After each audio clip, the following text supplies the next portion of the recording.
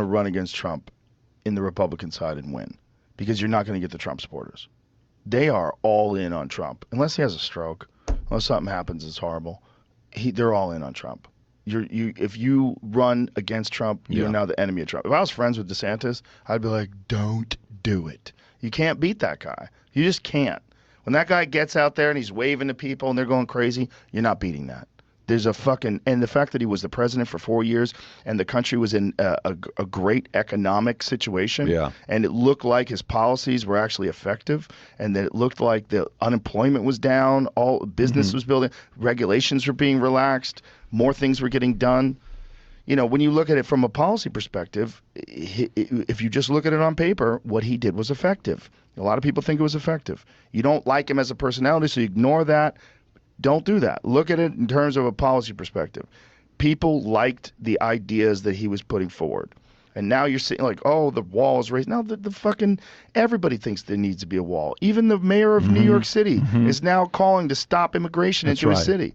And this was the guy that called for it to be a sanctuary state. When the reality of what your policies, what kind of actions you put forth, what the results of that are, and those results are highly negative, you're forced to sort of recollect your thoughts and come up with a new perspective. And that's what the mayor of New York City is doing right now.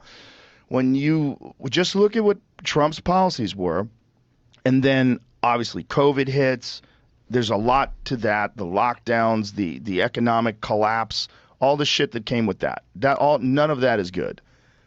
And then Trump holds up this like hope to bring us back to where we were when he was in office. You're not going to beat that. I don't think they're going to beat that.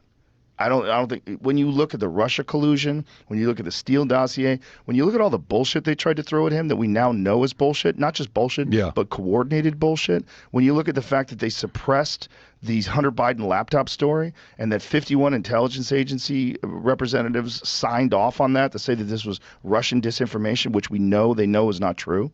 That's scary, because now you have the intelligence agencies colluding to keep a guy from being president that was president during a time where the country was thriving economically.